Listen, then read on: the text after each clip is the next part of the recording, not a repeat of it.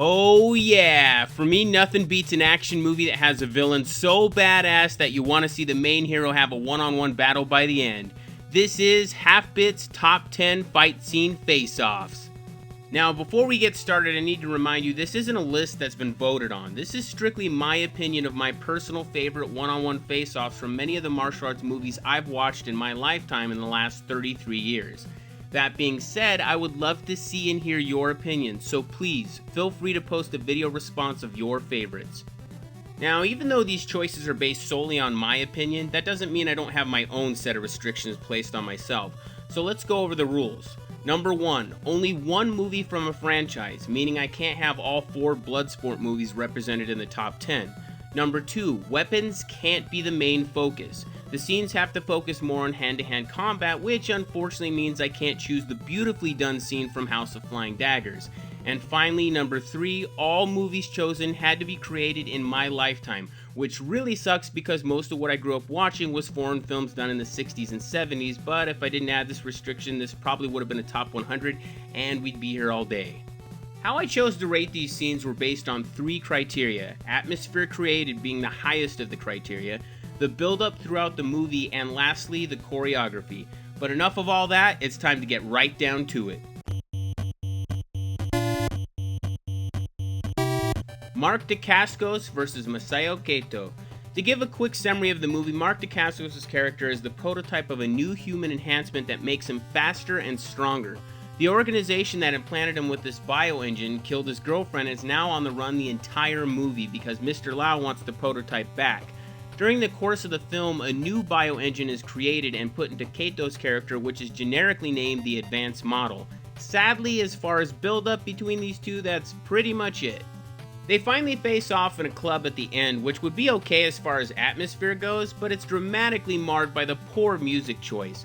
However, that's easily overlooked once you see the very awesomely done choreography, and being that it stars Mark Dacascos, you know you're in for a treat when it comes to a lot of his fancy footwork. I've seen almost every movie this guy has done, and I have to say when it comes to the choreography in his movies, without a doubt, I think this was his best work. Jean-Claude Van Damme vs. Mickey Rourke.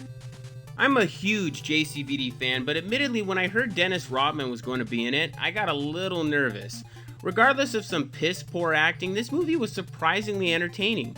Believe it or not, but Mickey Rourke was the best part of this movie. His character was so badass and yet completely mysterious. Despite being the quote-unquote bad guy, his character was the only one that made you feel something the entire movie. I mean, the movie starts off with Rourke's son getting killed on accident by the good guys. Yeah, and Rourke is supposed to be the bad guy? Can you really blame him for wanting revenge? It's safe to say the build-up is a little mixed and confusing. By the end of the movie, in order for Rourke to entice Van Damme to fight, he kidnaps Van Damme's son. So what sets the stage for this one-on-one battle? A friggin' Coliseum! Yeah, and if that's not epic enough, they fight among landmines while a loose tiger is running around. So the atmosphere is top-notch here. The choreography is pretty good, but a little one-sided. While I think Rourke did a great job coming off as menacing, Van Damme's moves were very different from what he's done in the past. That's due in part to 2 reasons. One is there are several spots where you can tell he has a stunt double. The other issue is Sammo Hung was brought in to choreograph the fight scenes. Even though Sammo Hung is excellent at what he does, it doesn't fit with Van Damme's movie style and presence. Despite the shortcomings, it's still an amazing scene and worth checking out. Jean-Claude Van Damme vs. Bolo Yeung. It's time for more Van Damme. In Double Impact, the plot is unbelievably forgettable. As a matter of fact, if you've seen this movie, you probably only remember 2 things. 1, Van Damme has a twin who's the complete opposite in terms of personality, and 2, this scene.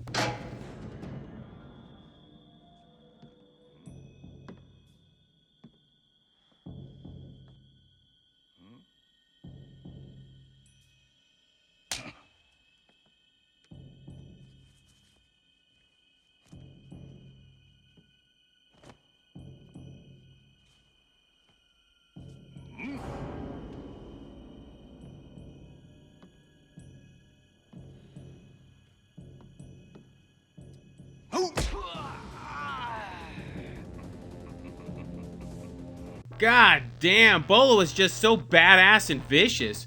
From what I understand, both Jean-Claude Van Damme and Bolo became really good friends on the set of Bloodsport, and Van Damme specifically asked that Bolo be the villain again in this movie.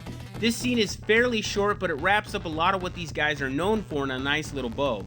All of Van Damme's signatures are there, and the atmosphere is done wonderfully creepy. So what's the build-up to this entire scene, you ask? Bolo hit Jean-Claude in the balls. You're probably thinking that's it? Yeah, but it's the man plums. What other build-up do you need? It was the balls, man. The balls! Jet Li versus Mel Gibson and Danny Glover. Now this one is cheating a little bit because it seems more like a handicap match, but realistically, it takes two men to fill Jet Li's shoes. In Lethal Weapon 4, Jet Li's main goal is to get his brother out of prison. Through the course of doing this, he beats up just about everybody and leaves them burning in a house. Later, Danny Glover's character returns the favor by shooting and killing Jet Li's brother after finally getting him out of jail. So we have excellent build-up on both sides, and when Jet Li gives that look, we know it's time for the face-off.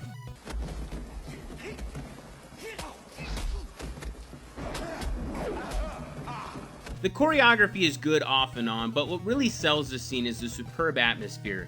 The music, the acting, the stage, the face-off, it's all great, and it really needed to be. It's worth noting that this was Jet Li's first time playing the villain, but he did it so well you'd never know it. Mark Dacascos versus Paco Christian Prieto. He's back with another movie I must have watched a million times. I've seen many martial art movies that usually included a practitioner of capoeira, but I've never seen an entire film dedicated to it. Only the Strong was an outstanding example of how with decent writing you can still take something a little more obscure at the time and make it more commonplace. In the early 90s, if I said capoeira here in the States, nobody knew what we were talking about. So here's the scoop. Mark Dacascos plays an ex-Special Forces soldier. He comes to a rundown school hoping to make a difference by teaching capoeira to the students. So it's a lot like Dangerous Minds, but just with a little more awesome.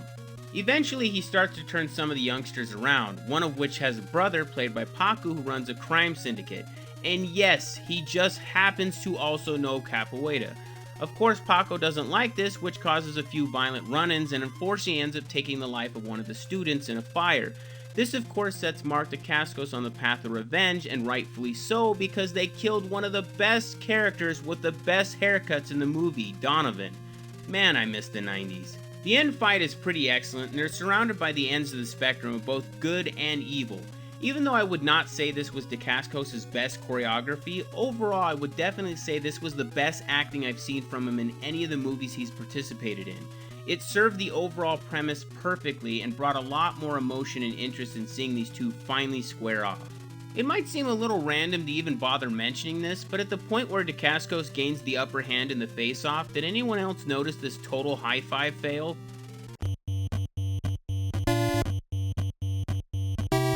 Brandon Lee versus Al Yeung. I would like to say right off the bat, it disappoints me that it seems most people have overlooked this movie.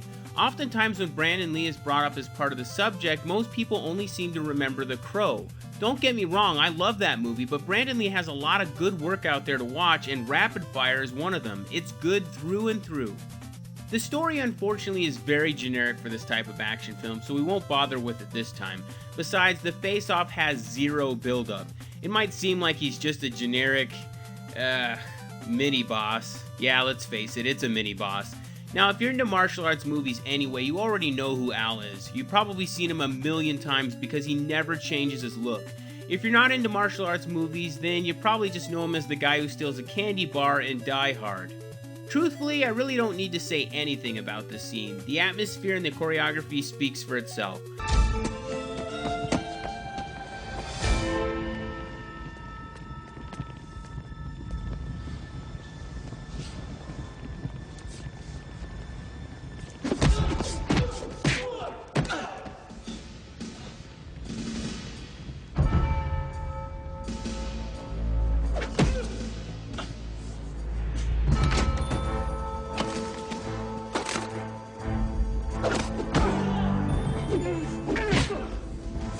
One thing I'd like to mention is I saw an interview where Brandon Lee said he wanted to pay homage to his father and had hoped fans would receive it well.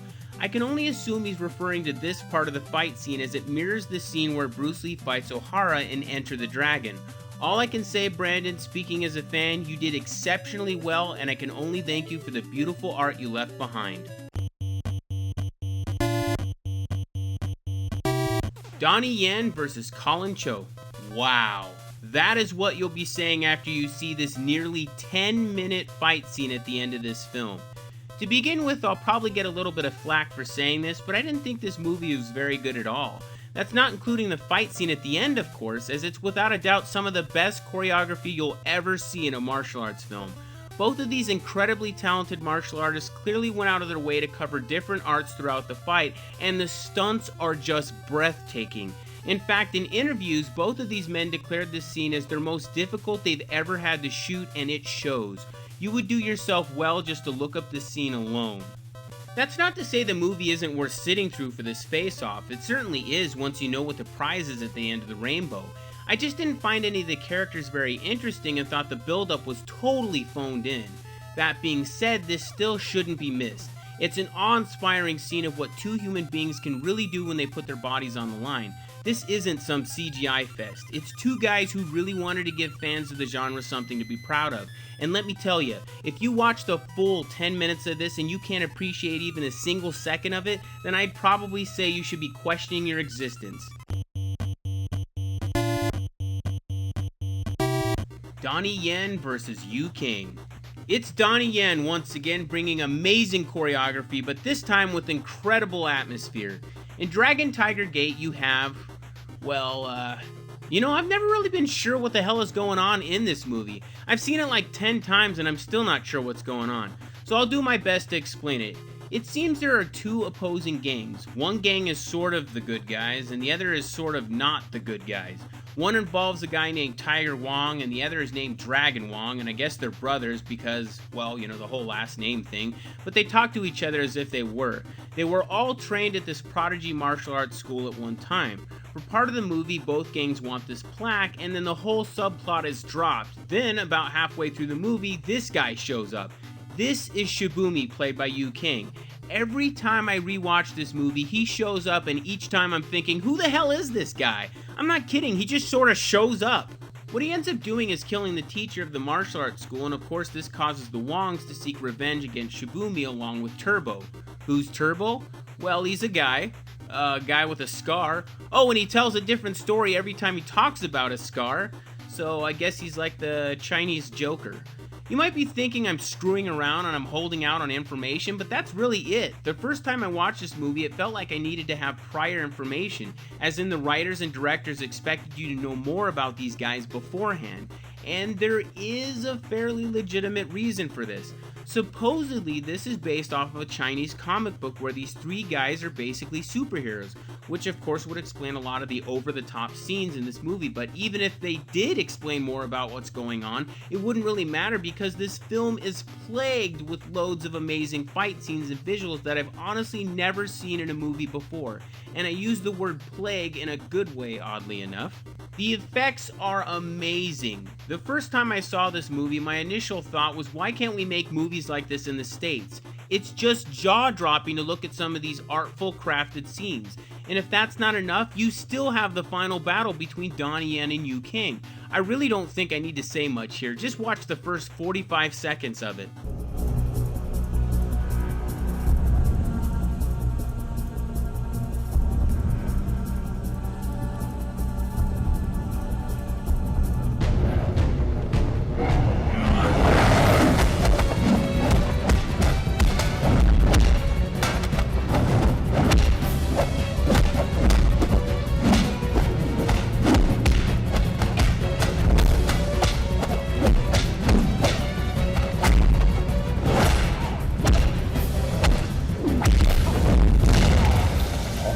Kato.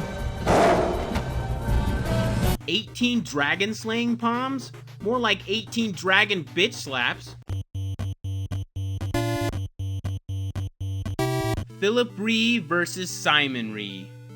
When you saw Best of the Best hit this list, I truly hope some kind of emotion stirred up in you. If you're a real fan of this genre, you've more than likely already encountered the Best of the Best series. This movie took the genre and did something completely different at the time by making it a realistic story and taking every liberty to grab you emotionally.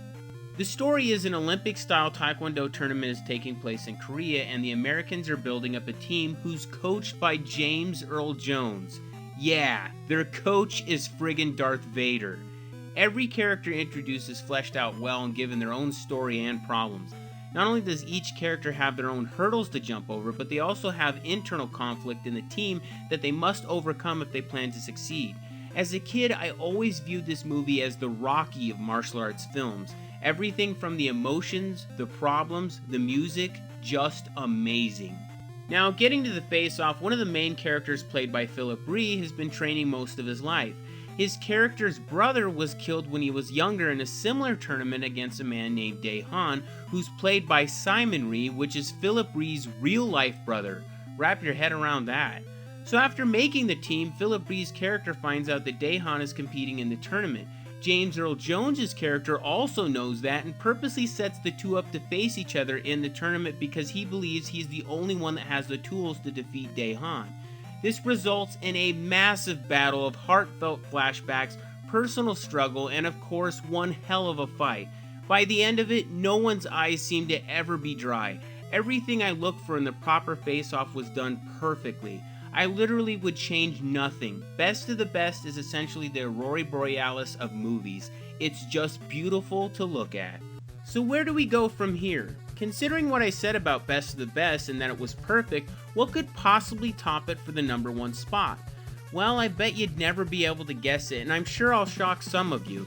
So before I say what face-off topped this, I need a moment to explain. What do all of these previous scenes on the list have in common? There's the way the actors lock eyes, the way they move, the build up to the final showdown. Oftentimes it's a clear line between the two in the face-off. They're at odds with each other. They know that their problems with each other have become so deep that the only way to solve it is they have to sort it like men. It should feel like a Western. With anything, there has to be the beginning, the original scene that got everything right. For me, my number one pick is based on the fact that I viewed it as the benchmark for personally judging one-on-one fight scenes for years to come, and it earned its spot out of respect. Chuck Norris versus David Carradine. Sounds like a punchline, doesn't it?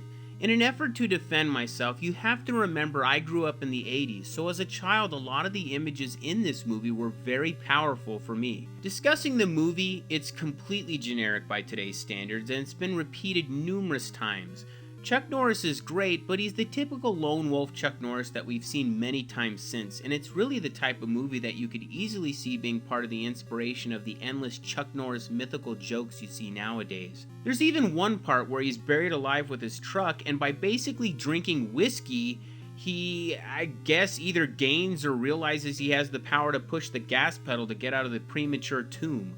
David Carradine's character is generic as well. He's just a bad guy. But it's how these two played these characters, more so with David Carradine. He's just so sinister and menacing, the way he stares down Chuck Norris and the way he moves. As a kid, I just remember thinking how evil he seemed. And you know what? That's nearly impossible when you're wearing a Cosby sweater. Everything about this face-off is just right. The atmosphere, the build-up, and even the choreography. It's perfect. But let's stop talking about that. I'm going to do something a little different this time. I'm going to sign out early and just show you the scene so that hopefully you'll have a better understanding as to why this is my number one favorite face-off.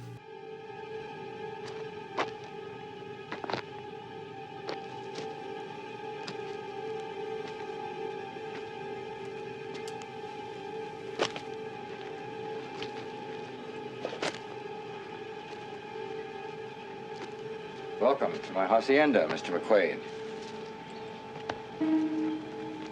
Nice of you to pay a social visit.